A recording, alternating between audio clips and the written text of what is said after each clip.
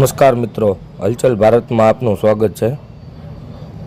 ભાવનગર શહેરમાં ડીજે વગાડવા બાબતે સામસામે મારામારી થયેલ। વિગતે વાત કરીએ તો ભાવનગર શહેરના કુંભારવાડા વિસ્તારમાં બાનુબેનની વાડી શેરી નંબર 10માં અહીંથી ડીજે નહીં વગાડવાનું, અહીં અમારી ભેંસો ભડકે છે તેમ કહી બંને પક્ષોએ સામાસામી મારામારી કરેલ।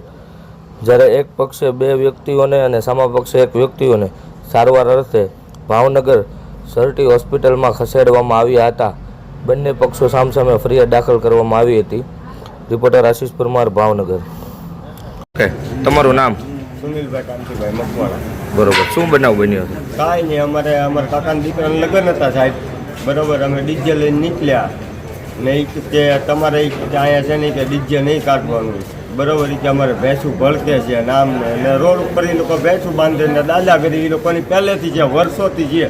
શેરી નંબર 10 કાળુભાઈ રાઠોડ, મકો, બરોબર, એ બધાને દાદાગીરી છે, હાથ ભાઈ છે અને ફૂલ દાદાગીરી ચાલે વર્ષોથી એ લોકોની।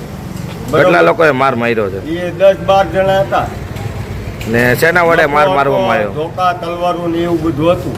તમને નામ આવડે છે? કોણ કોણ હતું? મકો, કાળુ રાઠોડ, પછી બટુક રાઠોડ ને એ બધા હતા, ને રમેશ રાઠોડ।